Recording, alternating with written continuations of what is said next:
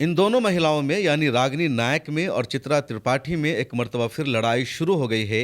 और ये जो लड़ाई है पहले से ज़्यादा बड़ी बन चुकी है और ऐसा लग रहा है कि चित्रा त्रिपाठी ने पिछली मर्तबा का बदला लिया है रागिनी नायक से।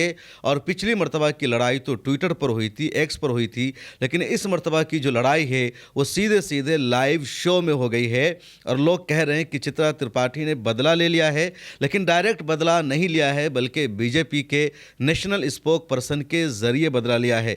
पिछली मर्तबा रागिनी नायक ने चित्रा त्रिपाठी को लेकर ओयो का जिक्र कर दिया था, उसकी पर्सनल लाइफ का जिक्र कर दिया था कि उसका हस्बैंड ओयो में पाया गया, वो एक सांसद के साथ डांस कर रही है, वो ये कहती है कि वो घर में शादीशुदा है, बाहर सिंगल है। और इस पर बहुत ज़्यादा चर्चा हुई और ज़बरदस्त तरीके से ट्रोल हो गई चित्रा त्रिपाठी, उसका किरदार, उसका कैरेक्टर, और लोगों ने ज़बरदस्त तरीके से इस पर लिखा। अब इस मर्तबा एक लाइव डिबेट चल रही थी और उस पर बीजेपी के स्पोक पर्सन गौरव भाटिया ने रागिनी नायक को बोल दिया ताड़का, रागिनी नायक को बोल दिया सुर्पनखा। और ये जुमला जैसे बोला जाता है रागिनी नायक गुस्सा हो जाती है। और जब ये वीडियो ट्विटर पर आई तो तमाम लोगों ने रिएक्शन देना शुरू कर दिया।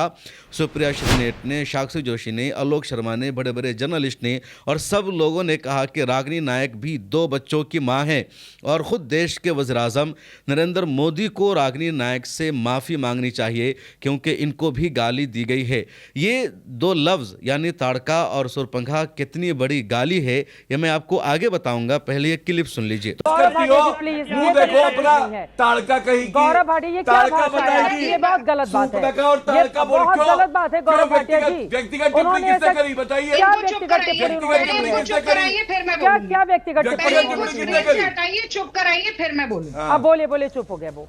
उन्होंने कहा बोलना सीख के आइए न्यायालय, उनको नहीं आता, हमें पढ़ा रही है यहाँ पे। चित्रा त्रिपाठी जी जब बदतमीजी करेगी तो बदतमीजी सुनेगी। मैं नहीं बोलूंगी। अब बोलिए, वो नहीं बोलेंगे, बोलिए। नहीं, ऐसे नहीं, आप इनको चुप कराइए, इनको मुझे स्क्रीन पे सिंगल लीजिए। उसके नाखून बड़े बड़े थे, उसकी आंखें बड़ी डरावनी थी, उसकी शक्ल बड़ी ख़राब सी और ऐसी जिसको देखकर कोई डर जाए, जो भूत की शक्ल होती है या चुड़ैल की शक्ल होती है, तो उस तरह सुर्पनखा थी। तो इस वजह से इन दोनों को कहा जाता है। अब ये दोनों लफ्ज़ गौरव भाटिया ने इस्तेमाल कर दिया रागिनी नायक के लिए, और रागिनी नायक ने उस डिबेट की इस क्लिप को अपने ट्विटर हैंडल पर शेयर किया और लिखा, बीजेपी के प्रवक्ता ने मुझे लाइव डिबेट में ताड़का कहा, सुर्पनखा कहा, और जो एंकर है वो सिर्फ घिघियाती रही, उसने खामोश कराने की कोशिश नहीं की। यानी रागिनी नायक ने यहाँ पर भी चित्रा त्रिपाठी को लपेट लिया और कहा चित्रा त्रिपाठी को जिस तरह कंडम करना चाहिए था, चित्रा त्रिपाठी को जिस तरह गौरव भाटिया को चुप कराना चाहिए था, डांट लगानी चाहिए थी, उस तरह चित्रा त्रिपाठी ने नहीं किया। दोबारा सुन लीजिए कि क्या कुछ चित्रा त्रिपाठी ने किया। मुंह देखो अपना, ताड़का कहीं की, गौरव भाटिया ये क्या भाषा है? ये बहुत गलत बात है, ये बहुत गलत बात है गौरव भाटिया जी। व्यक्तिगत टिप्पणी किसने करी बताइए? क्या व्यक्तिगत टिप्पणी? क्या व्यक्तिगत टिप्पणी? हटाइए, चुप कराइए, फिर मैं बोलूँ। अब बोलिए, चुप हो गया वो। उन्होंने कहा बोलना सीख के आइए न्यायालय, उनको नहीं आता, हमें पढ़ा रही है यहाँ पे। चित्रा त्रिपाठी जी जब बदतमीजी करेगी तो बदतमीजी सुनेगी। मैं नहीं बोलूंगी। अब बोलिए, वो नहीं बोलेंगे, बोलिए। नहीं, ऐसे नहीं, आप इनको चुप कराइए, इनको मुझे स्क्रीन पे सिंगल लीजिए आप, नहीं तो फिर यही डिबेट में चलेगा। और जैसे वीडियो ट्विटर पर वायरल हुई उसके बाद पुरानी वीडियोस भी सामने आने लगी और बीजेपी का जो एक तरफा नैरेटिव चल रहा था कांग्रेस के खिलाफ। और मामला है 28 अगस्त का। 28 अगस्त को बिहार में एक रैली हुई थी। मिला टाइम्स पर एक डिटेल्स में वीडियो उस पर आ चुकी है जहां एक लड़के ने पीएम मोदी की मां के बारे में उल्टा सीधा बोल दिया। हालांकि राहुल गांधी जा चुके थे, तेजस्वी यादव वहाँ से जा चुके थे, उस प्रोग्राम के वहाँ जो ऑर्गेनाइज़र हैं नौशाद आलम वो भी वहाँ पर मौजूद नहीं थे। उस लड़के ने पीएम मोदी की मां के बारे में बोला, वहीं पर लोगों ने उसको मना किया, एफआईआर दर्ज हुई, पुलिस ने गिरफ्तार कर लिया। लेकिन बीजेपी को लगा कि एक बहुत अच्छा मौका मिल गया है, बहाना मिल गया है राहुल गांधी की यात्रा को ख़राब करने का, तेजस्वी को बदनाम करने का। और इस यात्रा से बिहार में जो लहर पैदा हुई थी राहुल के फेवर में, तेजस्वी के फेवर में और बीजेपी के ख़िलाफ़, उस लहर को कमज़ोर करने का, बीजेपी के फेवर में इस लहर को तब्दील करने का। और कई मरतबा जब आपको आपकी कामयाबी के ज़रिए तरक्की नहीं मिलती है, आपकी कामयाबी ऐसी नहीं होती है कि जिसकी बुनियाद पर आप लोगों की हिमायत हासिल कर सके, तो फिर ज़रूरी हो जाता है विक्टिम कार्ड खेलना। अपने आप को मजलूम बनाकर पेश करना। और यहाँ पर बीजेपी ने इसी राजनीति को अपनाया, यही तरीका इख्तियार किया और कहा पीएम मोदी की मां को गाली दी गई है, राहुल की यात्रा में गाली दी गई है, राहुल चुप, तेजस्वी यादव चुप, ऐसा कैसे हो सकता है। और लगातार इसको भुनाया गया। अमित शाह ने इस पर ट्वीट कर दिया था, तमाम सीएम ने ट्वीट किया, उसके बाद पीएम मोदी ने भी रैलियों में बोलना शुरू कर दिया। आप सब जानते हैं, अब मेरी मां का शरीर तो इस दुनिया में नहीं है। कुछ समय पहले 100 साल की उम्र पूरी करके वो हम सबको छोड़ के चली गई। मेरी उस मां को, जिसका राजनीति से कोई लेना देना नहीं, जिसका शरीर भी अब नहीं है, मेरी उस मां को आरजेडी कांग्रेस के मंच से भद्दी भद्दी गालियां दी गई। वीडियोस और क्लिप वायरल हो रही है जिसमें उन्होंने कांग्रेस की विधवा कहा, भैंस कहा, या किसी को कहा कि 50,000 करोड़ की गर्लफ्रेंड है। तो दूसरे लोग भी जद में आ रहे हैं कि खुद उन्होंने औरतों के लिए इस तरह के अल्फाज और जुमले इस्तेमाल किए और आज जिसने इस्तेमाल किया उसके खिलाफ एक्शन लिया गया। फिर इसको इतना मुद्दा क्यों बनाया जा रहा है। तेजस्वी यादव भी आज तक एक प्रोग्राम में गए थे और इस पर सवाल किया गया तो उन्होंने बड़ा अच्छा जवाब दिया, उसे भी आप सुन लीजिए। यादव ने दिया, सुनिए। ना हमने कुछ अपशब्द बोला, ना किसी ने बोला। जिस व्यक्ति ने बोला उस पर कार्रवाई होनी चाहिए। और पता चला वो व्यक्ति बीजेपी में भी रहा है, जदयू में भी रहा है, पहली बात। लेकिन इस पे क्या प्रधानमंत्री जी को कहना है। ये प्रज्वल रवन्ना है, 3000 लड़कियों के साथ शोषण किए, इनके प्रधानमंत्री हाथ उठा के प्रचार करते हैं। प्रधानमंत्री ने नीतीश कुमार जी को डीएनए का गाली दिया। डीएनए से भी बड़ा कोई गाली होता है क्या? डीएनए से बड़ा कोई गाली होता है? और माननीय मुख्यमंत्री जी ने प्रधानमंत्री जी को तब चिट्ठी लिखी थी, आपने मेरे डीएनए पर जो टिप्पणी की है उससे मुझे और समाज के एक बड़े तबके को गहरी ठेस पहुंची है।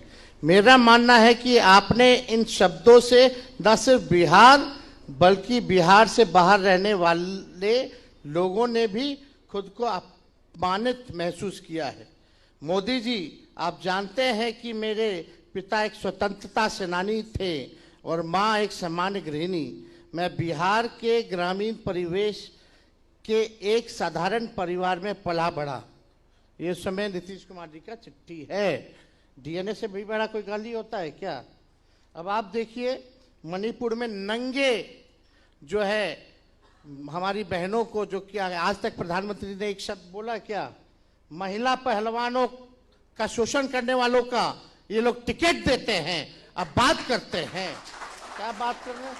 ये मोदी जी सोनिया जी को कहते हैं जर्सी गाय, थरूर जी के पत्नी को कहते हैं 50 करोड़ की गर्लफ्रेंड, और राहुल जी को कहते हैं हाइब्रिड बछड़ा। ये प्रधानमंत्री जी का देन है, ये प्रधानमंत्री जी की खुद की बोली है।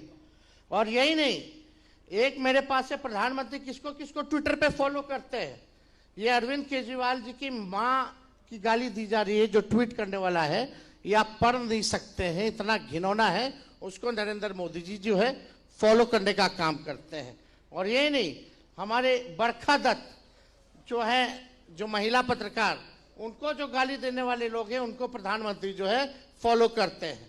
जो देश के उपराष्ट्रपति रहे हामिद अंसारी साहब, क्या क्या नहीं लिखा गया, उसको प्रधानमंत्री जो है देश के वो फॉलो करते हैं। अब पूछना होगा कि ये जो गाली देने वाले जो हैं वो प्रेरणा प्रधानमंत्री जी से लेते हैं या प्रधानमंत्री जी इन लोगों से प्रेरणा लेकर के इन लोगों को फॉलो करते हैं। और यही नहीं, हरियाली आंसू बहा रहे हैं यहाँ के प्रदेश अध्यक्ष, रो रहे थे, बहुत भावुक हो गए थे। कुछ दिन पहले यही प्रदेश अध्यक्ष क्या बोले, हम गाली बोलने वाला डिक्शनरी, अपने आप को गाली बोलने वाला डिक्शनरी बोले थे ना जी, सच बोल रहे हैं ना, मेरा शब्द तो नहीं। कुछ दिन पहले अभी विधानसभा चला, बीजेपी के विधायक जनक सिंह ने मेरे को मां बहन की गाली दी। क्या कार्रवाई हुआ? इनमें से कितने नेताओं पे कार्रवाई हुआ?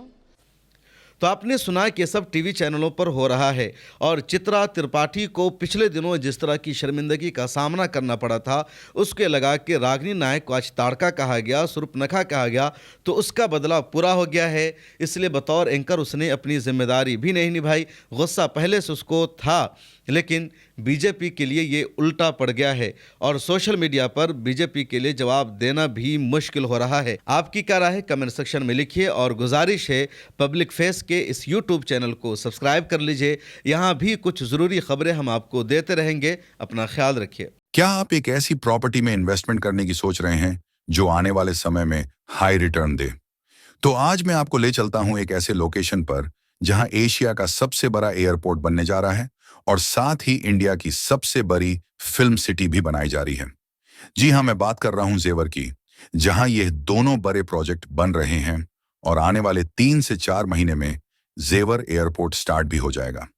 इसी जेवर एयरपोर्ट से मात्र 10 मिनट की दूरी पर टप्पल में आई एंडेस बिल्टेक प्राइवेट लिमिटेड द्वारा एक प्रोजेक्ट लॉन्च किया गया है जिसका नाम है आर्क विस्टा। यह एक फुल्ली डेवलप्ड प्लॉट की सोसाइटी होने वाली है जिसे 100 बीघे में बनाया जा रहा है। इस प्रोजेक्ट में रेजिडेंशियल और कमर्शियल दोनों तरह के प्लॉट उपलब्ध हैं।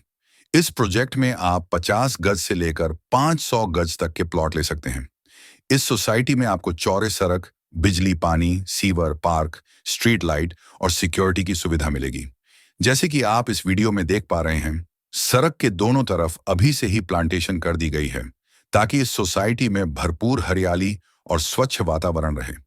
इस प्रोजेक्ट की सबसे खास बात है इसका पेमेंट प्लान, जिसके द्वारा आप आसान मासिक किश्तों में भुगतान करके अपने लिए एक प्रॉपर्टी बना सकते हैं। इसमें आप मात्र 5100 रुपए की टोकन राशि देकर अपना प्लॉट बुक कर सकते हैं। 40% के भुगतान पर आपको आपके प्लॉट का कब्जा और एग्रीमेंट दे दिया जाएगा, जिसके बाद आप अपने प्लॉट पर अपना मकान या दुकान बना सकते हैं। 60% देने के बाद प्लॉट की रजिस्ट्री करा दी जाएगी और जैसे ही आपका 100% का पेमेंट कंप्लीट होगा, आपको आपके प्लॉट का म्यूटेशन यानी दाखिल खारिज करा दिया जाएगा। और सबसे अच्छी बात, आप 40% देने के बाद बचे हुए 60% का भुगतान 24 महीने के आसान किश्तों में भी कर सकते हैं, जिस पर किसी तरह का ब्याज नहीं लगेगा। साइट विजिट के लिए कंपनी की तरफ से free pick and drop cab की सुविधा भी दी जा रही है।